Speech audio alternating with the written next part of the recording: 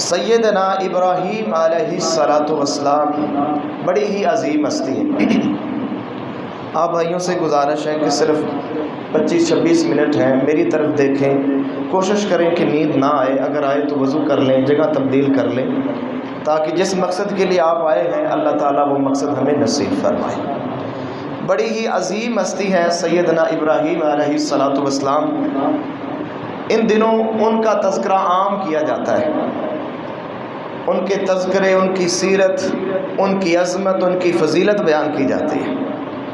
انشاءاللہ العزیز میں آپ کے سامنے سیدنا ابراہیم علیہ الصلاۃ والسلام کی فضیلت رکھوں گا، آپ کا مقام آپ کے سامنے بیان کروں گا، اور پھر آپ کا جو دین ہے، جو آپ کا طریقہ ہے، اس کا ایک واقعہ انشاءاللہ آپ کے سامنے رکھوں گا۔ اللہ سے دعا ہے اللہ کما حقہ بیان کرنے کی توفیق عطا فرمائے۔ بڑی ہی عظیم ہستی ہیں۔ ابھی ہم نے درود پڑھا ہے تو ہم نے یہی کہا کہ اللہ جس طرح تو نے ابراہیم علیہ الصلاۃ والسلام کے اوپر اپنی رحمت، اپنی برکت نازل کی ہے، اللہ اسی طرح محمد علیہ السلام اور اللہ کے نبی کی آل کے اوپر بھی رحمت اور برکت نازل فرما۔ یعنی ہر نماز کے اندر ہم ابراہیم علیہ الصلاۃ والسلام کے اوپر درود بھی بھیجتے ہیں، اور سب سے بہترین درود جو ثابت ہے، مسنون ہے، وہ درود ابراہیمی ہے، جس کا نام ابراہیم علیہ الصلاۃ والسلام کے نام پہ رکھا گیا ہے۔ تقریباً 4 مرتبہ درود کے اندر غالباً ان کا نام بھی آتا ہے، یعنی اتنی عظیم ہستی ہے۔ تو انشاءاللہ قرآن کی آیات میں آپ کے سامنے رکھوں گا، آپ کو واضح ہو جائے گا کہ ابراہیم علیہ الصلاۃ والسلام کا مقام کیا ہے۔ سورہ نحل آیت نمبر 123 ہے۔ اس آیت کے اندر اللہ فرماتے ہیں ثم اوحینا الیک، پھر ہم نے اے محمد صلی اللہ علیہ وآلہ وسلم ہم نے آپ کی طرف وحی کی۔ وحی کیا ہے ذرا سنیے، آسمان سے وحی آ رہی ہے، وحی لانے والے جبریل علیہ الصلاۃ والسلام ہیں، اور جس کے اوپر وحی نازل ہو رہی ہے کائنات کے اندر اس جیسی ہستی نہ پیدا ہوئی ہے اور نہ پیدا ہوگی۔ اس کا نام محمد الرسول اللہ صلی اللہ علیہ وآلہ وصحبہ وسلم۔ ہمارے دلوں کی ٹھنڈک، ہمارے دلوں کا نور محمد کریم علیہ الصلاۃ والسلام، ان کے اوپر وحی نازل ہو رہی ہے، اور وحی کے اندر میسج کیا ہے، پیغام کیا ہے، حکم کیا ہے؟ اللہ فرماتے ہیں ان اتبع ملت ابراہیم حنیفا، اے میرے محبوب پیغمبر محمد الرسول اللہ صلی اللہ علیہ وسلم، میں اللہ حکم دیتا ہوں کہ ابراہیم کے دین کی پیروی کرو۔ ذرا اندازہ کیجئے، اس آیت سے ابراہیم علیہ الصلاۃ والسلام کا مقام واضح ہو رہا ہے کہ پوری کائنات سے اعلیٰ افضل ہستی کو حکم دیا جا رہا ہے کہ آپ بھی ابراہیم کے دین کی پیروی کیجئے۔ حالانکہ نبی علیہ الصلاۃ والسلام ساری انسانیت سے اعلیٰ ہیں، افضل ہیں، سارے نبیوں سے افضل ہیں، لیکن اللہ حکم دے رہے ہیں کہ جو طریقہ ابراہیم کا ہے، جو دین ابراہیم کا ہے، جو ملت ابراہیم کی ہے، اس کی پیروی کیجیے۔ کیوں پیروی کرنی ہے؟ اللہ فرماتے ہیں حنیفہ، ابراہیم جو تھا وہ حنیف تھا۔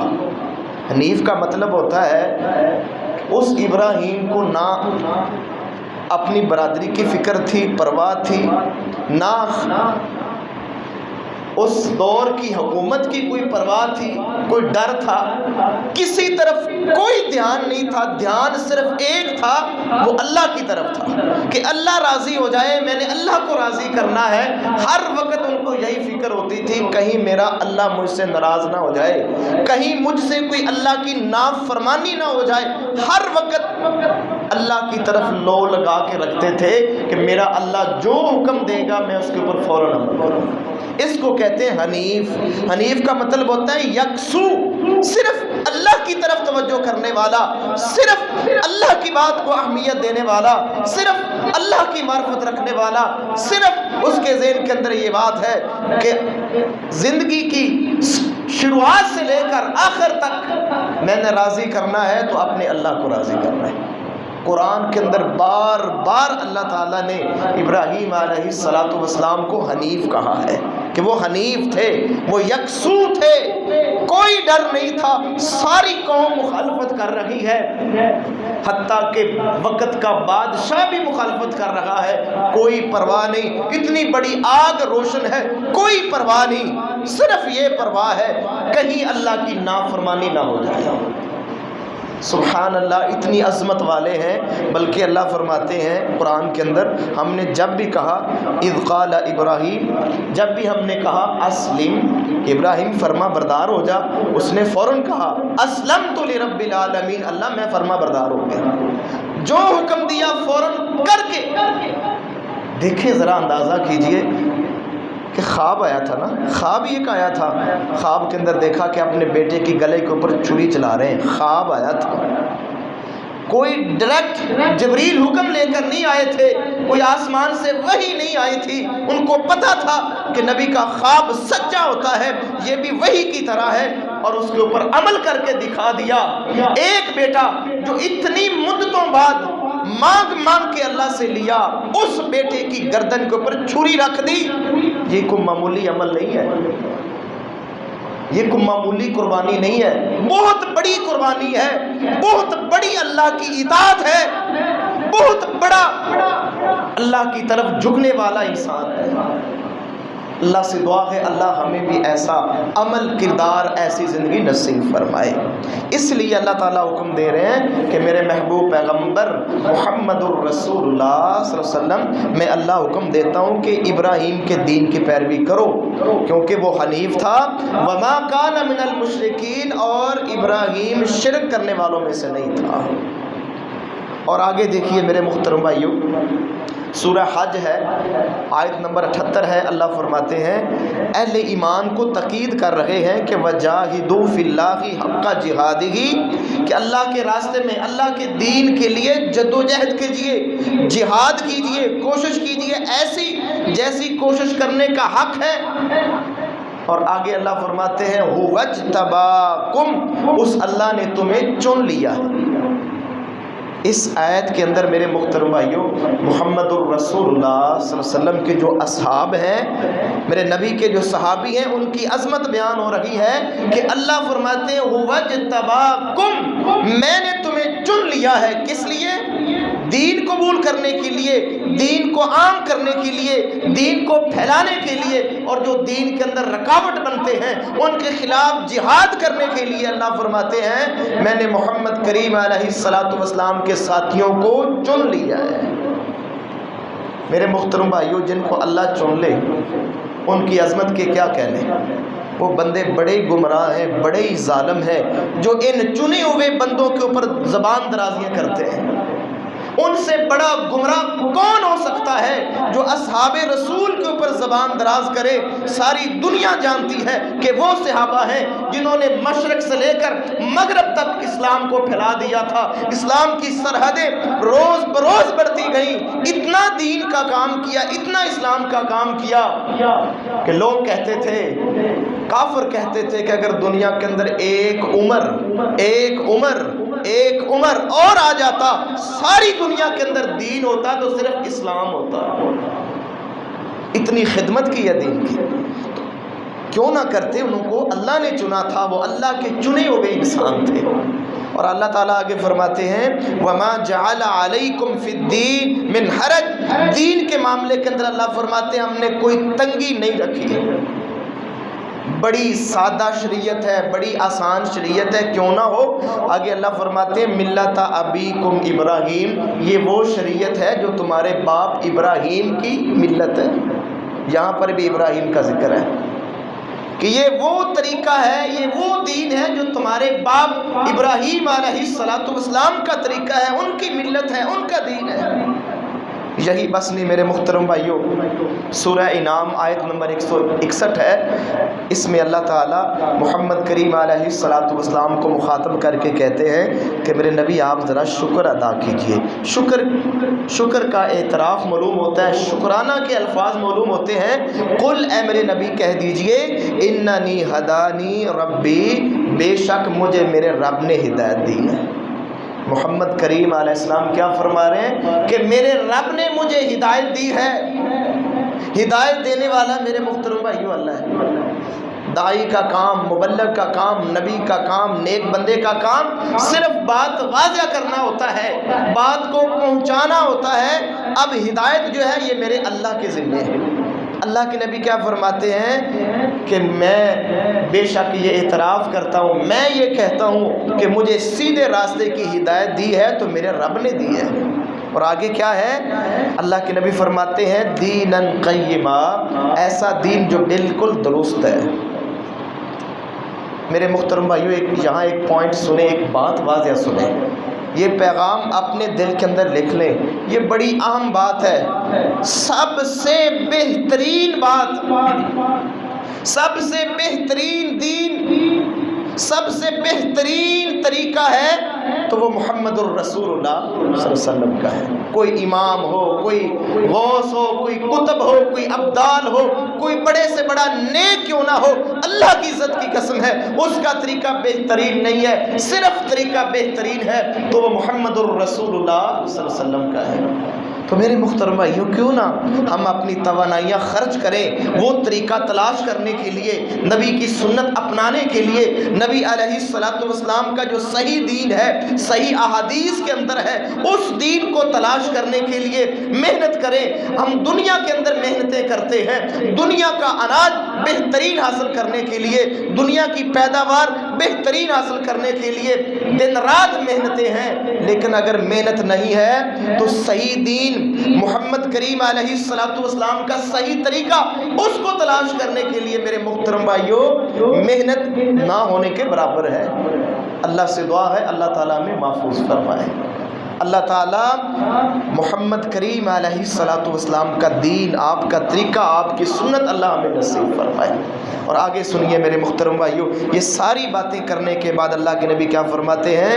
ملت ابراہیم حنیفہ، یہ جو میرا طریقہ ہے نا، جو صحیح دین ہے، یہ وہ دین ہے جو ابراہیم کا دین ہے، جو ابراہیم کا طریقہ ہے، جو ابراہیم کا طریقہ ہے. یہاں پر بھی اللہ فرما رہے ہیں حنیفہ، ابراہیم کا سب سے بڑا اہم طریقہ یہ ہے کہ اس کو سب سے زیادہ اگر لو لگی ہے اس کی تو اللہ سے لگی ہے. اس نے توکل کیا ہے تو اللہ پہ کیا ہے، اس نے بھروسہ کیا ہے تو اللہ پہ کیا ہے، اس نے عزت مانگی ہے تو اللہ سے مانگی ہے، اس نے اولاد مانگی ہے تو اللہ سے مانگی ہے، اس نے رزق کا سوال کیا ہے تو اپنے رب سے سوال کیا ہے. جب بھی کوئی مشکل آئی ہے، مصیبت آئی ہے، کسی آزمائش کے اندر گئے ہیں تو انہوں نے کیا کہا ہے؟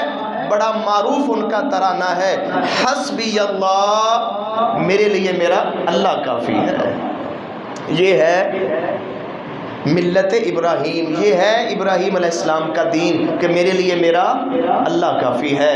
یہی اللہ قرآن کے اندر فرماتے ہیں کہ محمد آپ ان سے کہہ دیجئے کہ میں اپنے بندے کے لیے کافی ہوں.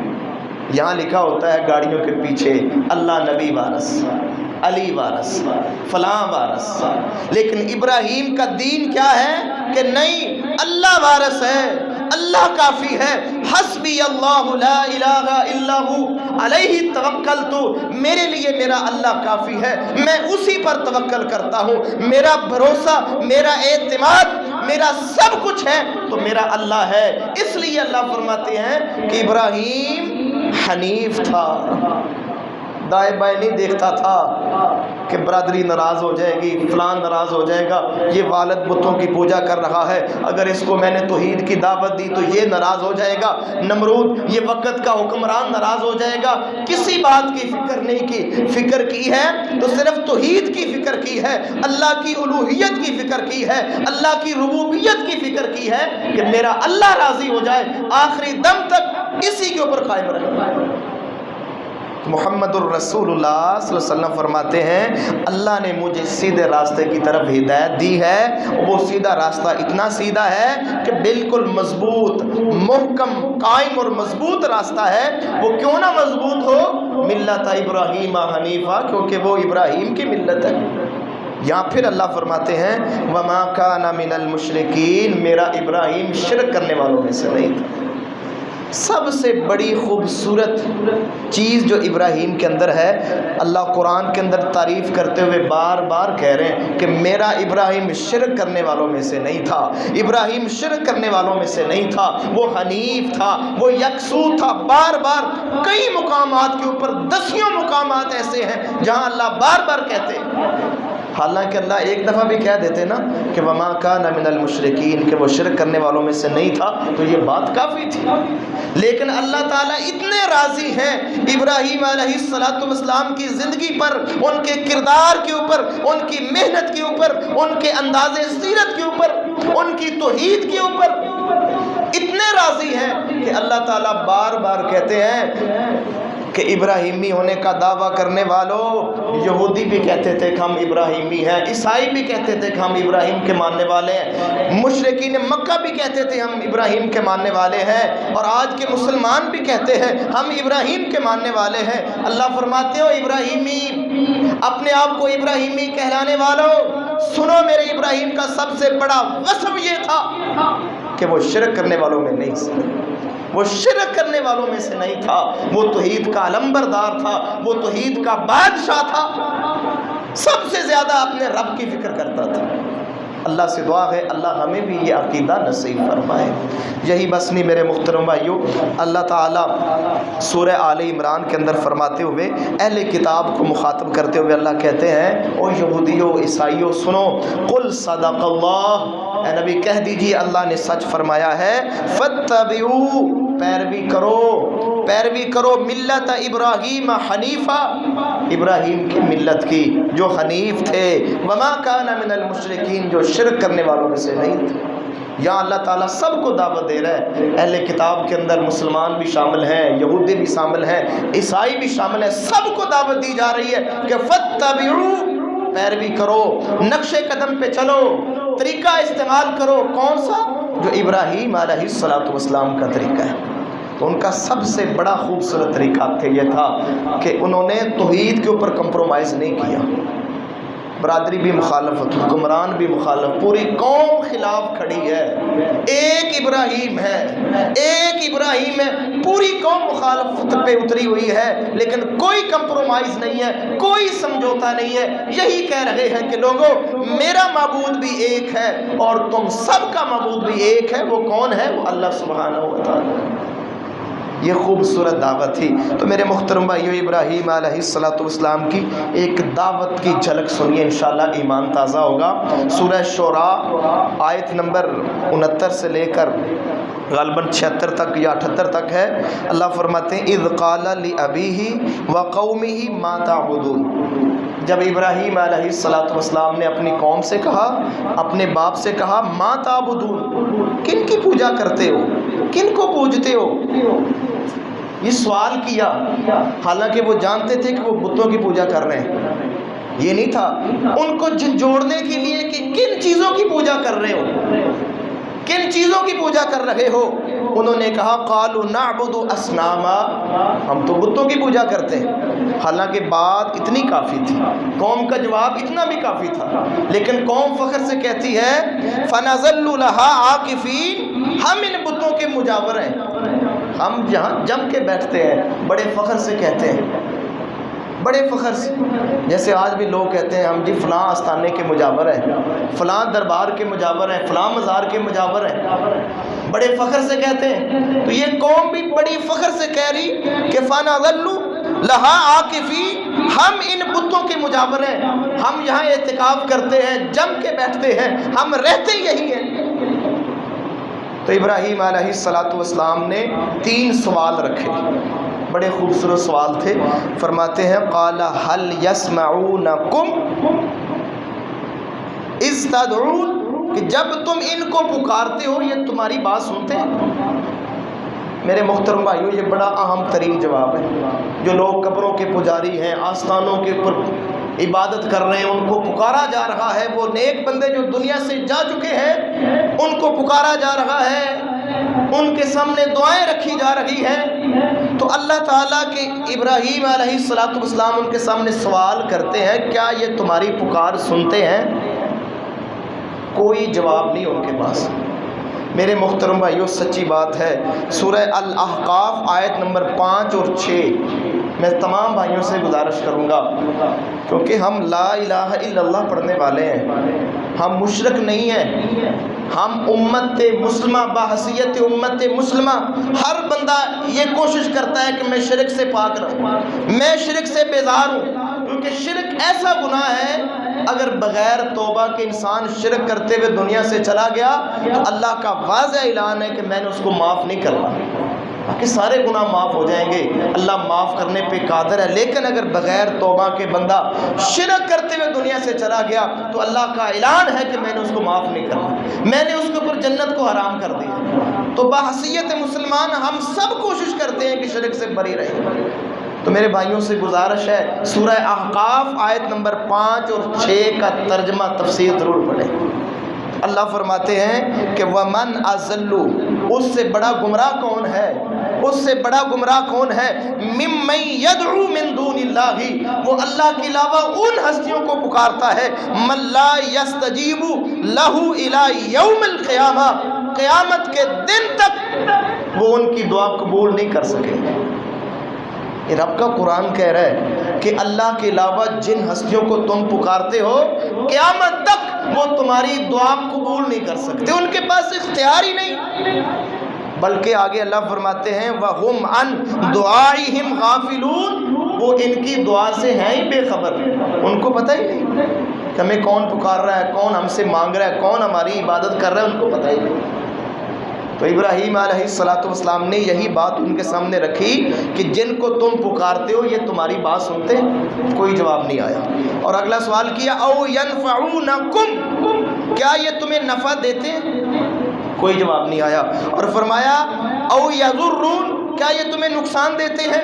کوئی جواب نہیں آیا۔ سچی بات ہے میرے محترم بھائیو، اللہ کے علاوہ کوئی نقصان نہیں پہنچا سکتا، کوئی نفع نہیں دے سکتا، کوئی فریاد اور دعا نہیں سن سکتا، یہ صرف میرے اللہ کے پاس اختیار ہے، یہ قدرت، یہ حکمت، یہ علم، یہ طاقت صرف میرے ایک اللہ کے پاس ہے اور کسی کے پاس نہیں ہے۔ کوئی جواب نہیں آیا۔ جواب کیا آیا؟ کوئی دلیل تھی نہیں، صرف یہ جواب آیا قالوا بل وجدنا آباءنا، کہ ابراہیم ہم جو ان بتوں کے سامنے بیٹھے ہیں، ان مجسموں کے سامنے بیٹھے ہیں، اس لیے بیٹھے ہیں کہ ہمارے باپ دادا ان کے سامنے بیٹھتے تھے۔ صرف یہ جواب ہے کہ ہمارے بڑے یہ کرتے آئے ہیں، کیا ہمارے بڑے پاگل تھے؟ ہم بھی کہتے ہیں، کچھ کسی کو سمجھا دیں، کہتا ہے آگے سے یہ کہتا ہے کیا ہمارے باپ دادا گمراہ تھے، وہ پاگل تھے، ان کے پاس کوئی دلیل نہیں تھی، ان کو پتہ نہیں تھا۔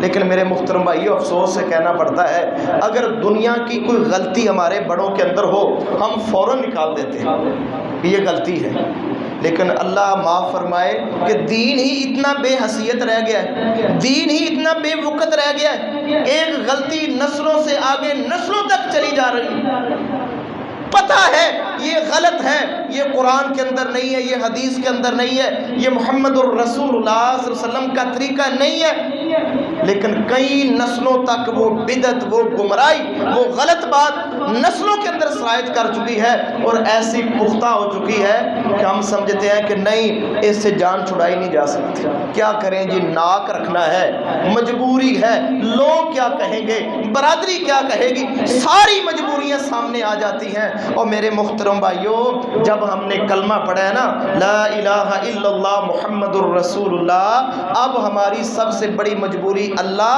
اور اللہ کے رسول محمد الرسول اللہ ہے، کیونکہ ان کے سامنے جانا ہے، ان کے سامنے ہم نے جواب دینا ہے، ان کے سامنے ہم نے کھڑا ہونا ہے، انہوں نے اللہ نے ہماری زندگی کا ہم سے سوال کرنا ہے، ہم سے پوچھنا ہے، نعمتوں کا حساب ہونا ہے، اللہ کے سامنے کھڑے ہونا ہے۔ میرے محترم بھائیوں کیا وہاں یہ بات چل جائے گی کہ نہیں اللہ میری برادری کی مجبوری تھی، میرے محلے کی مجبوری تھی، میرے سوسائٹی کا تقاضا تھا، میرا فلاں مسئلہ تھا، میں فلاں مسئلے کی وجہ سے یہ کام نہیں کر سکا؟ میرے محترم بھائیوں کوئی عذر نہیں چلے گا، کوئی مجبوری نہیں چلے گی۔ سب سے بڑی مجبوری سمجھیے کہ یہ قرآن اور محمد الرسول اللہ صلی اللہ علیہ وسلم کا فرمان، اس کے اوپر عمل کرنا ہماری سب سے بڑی مجبوری ہے۔ اللہ سے دعا ہے اللہ تعالیٰ ہمیں ایسا ایمان نصیب فرمائے۔ تو قوم کہتی ہے کہ ہم اس لیے کرتے ہیں کہ یہ ہمارے باپ دادا ایسا کرتے آئے ہیں۔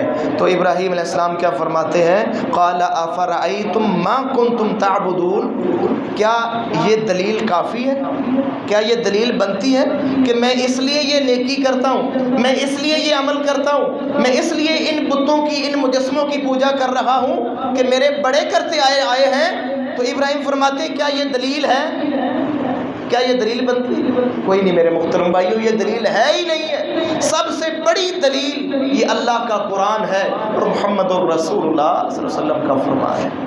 یہ ساری باتیں کرنے کے بعد ابراہیم علیہ السلام فرماتے ہیں فَإِنَّهُمْ عَدُوٌّ لِّي إِلَّا رَبَّ الْعَالَمِينَ، ساری قوم کو مخاطب کر کے کہتے ہیں کہ لوگوں سن لیجئے، جن کے سامنے تم مجاور بن کے بیٹھے ہوئے ہو، جن صورتوں کی تم پوجا کر رہے ہو، ابراہیم فرماتے ہیں یہ سارے میرے دشمن ہیں۔ میرے محترم بھائیو، بات بڑی سمجھنے والی کہ سارے میرے دشمن ہیں۔ حالانکہ ابراہیم علیہ السلام یہ کہتے کہ میں ان کا دشمن ہوں، کہا یہ بت میرے دشمن ہیں، اس لیے کہا قوم کو جھنجھوڑنے کے لیے تاکہ ان کے ضمیروں کے اندر یہ بات جائے کہ ابراہیم کتنا فکر مند ہے کہ اگر ابراہیم ان بتوں کی پوجا کرتا ہے تو نتیجے کے اندر صلے کے اندر اگر ملے گی تو ان بتوں کی دشمنی ملے گی۔ دشمنی کیا ہے؟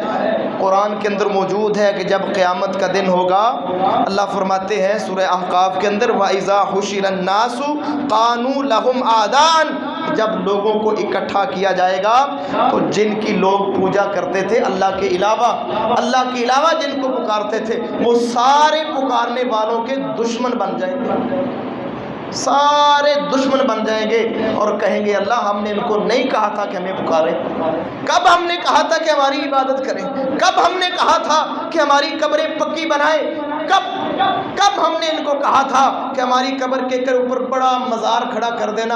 اور میرے محترم بھائیو، اللہ کی عزت کی قسم ہے، کسی بھی بزرگ اور کسی بھی ولی کی کتاب پڑھ کے دیکھیے، کوئی ولی ایسا نہیں گزرا ہوگا جس نے اپنی کتاب کے اندر اپنی تعلیم کے اندر یہ لکھا ہو کہ میرے مرنے کے بعد ایک بہت بڑا آستانہ میری قبر کے اوپر بنے، بہت بڑا مکان بنے۔ پڑھ کے دیکھیں۔ میرے محترم بھائیو، ہم بزرگان دین کی سیرت سے ناواقف ہیں، ان کی تعلیم کا مطالعہ نہیں کرتے، ان کی سیرت پڑھتے نہیں ہیں۔ جو اللہ کا قرب حاصل ہوتا ہے، جو انسان اللہ کے نزدیک جاتا ہے، اسی طرح وہ مٹتا جاتا ہے، اسی طرح وہ اور زیادہ عاجزی انکساری اختیار کرتا ہے۔ وہ کبھی بھی ایسا نہیں کہے گا کہ میں اللہ کے مقابلے کے اندر میرا بھی ایک آستانہ بن جائے، لوگ میری پوجا کریں، وہاں پر بندگی ہو، وہاں پر نظر و نیاز ہو، وہاں پر چڑھاوے ہو۔ کبھی بھی ایسا نہیں سوچے گا جو اللہ کا ولی ہو۔ میرے محترم بھائیو، ولیوں کی سیرت پڑھیں، ان کا کردار پڑھیں، آپ کو بات واضح ہوگی۔ آج تو میرے محترم بھائیو ہر کلومیٹر کے اوپر آپ دیکھیں گے آپ کو آستانہ مزار نظر آئے گا۔ اتنا رش مسجدوں کے اندر نہیں جتنا رش مزاروں کے اوپر ہے۔ اصل وجہ یہ ہے کہ امت قرآن سے اللہ سے دور ہو گئی ہے۔ اصل وجہ یہ ہے توحید کا جو سبق انبیاء نے دیا تھا، صلحاء نے دیا تھا، نیک لوگوں نے دیا تھا، امت نے اس سبق کو بھلا دیا۔ بس فرضی چیزیں اور عارضی چیزیں آ گئی ہیں۔ میرے محترم بھائیوں، ان باتوں کو ضرور سمجھیے۔ یہ ساری قرآن کی آیات میں نے آپ کے سامنے رکھی ہیں اور میں آپ سے گزارش کرتا ہوں سورہ احقاف آیت نمبر، بلکہ پوری سورۃ احقاف، اس کا ترجمہ تفسیر ضرور پڑھیں۔ خاص طور پر جو آنے والے دن ہیں، یہ ذوالحجہ کا پہلا عشرہ بڑا ہی مبارک عشرہ ہے۔ اس عشرے کے اندر قرآن کی سورہ احقاف کی تفسیر لازمی پڑھیں، قرآن سے جڑ جائیں۔ سارے میرے محترم بھائیوں تفرقے ختم ہو جائیں گے۔ کوئی بات نہیں ہے، ہم مسلمان ہیں، ہم مسلمان ہیں، اللہ نے ہمارا نام مسلمان رکھا ہے۔ ان فرقوں سے نکل کر میرے محترم بھائیوں جو بات آپ کے اوپر فرض ہے وہ ہے قرآن کے ساتھ چمٹنا۔ چمٹنے کا مطلب یہ ہے قرآن کے اوپر عمل کرنا، اس کو سیکھنا، اس کے مفاہیم، اس کی تعلیمات کو اپنی زندگی کے اوپر نافذ کرنا، یہ مطلب ہوتا ہے قرآن کے ساتھ چمٹ جانے کا۔ انشاءاللہ جس دن امت قرآن کے ساتھ چمٹ گئی میرے محترم بھائیوں، انشاءاللہ یہ ساری فرضی چیزیں نکل جائیں گی، پھر انشاءاللہ اصلی دین آپ کے سامنے آئے گا، اور اصلی دین صرف قرآن ہے اور صحیح احادیث ہے۔ اللہ سے دعا ہے اللہ عمل کرنے کی توفیق عطا فرمائے۔ ایک اللہ فرماتے ہیں جن کو خبر نہیں تم ان کو پکارتے ہو، اور جس کو خبر ہے تمہارے دلوں کی بھی، تمہارے دلوں کے رازوں کی بھی خبر ہے، جو اتنا باخبر ہے اس کو پکارتے نہیں، اس کی تمہارے سامنے اہمیت نہیں ہے، جن کو پتہ ہی نہیں کہ ہمیں کون پکار رہا ہے، دنیا کی اکثریت ان کو پکار رہی ہے، اور جس کو خبر ہے، جس کا نام ہی خبیر ہے، جس کا نام ہی علیم ہے، جس کا نام ہی بصیر ہے، اس کو چھوڑا ہوا ہے، کہتے ہیں وہ ہماری سنتا ہی نہیں ہے۔ میرے محترم بھائیوں، یہ ذہنی فطور ہے، یہ کمزور ایمان کی باتیں ہیں، ان باتوں سے نکلیے۔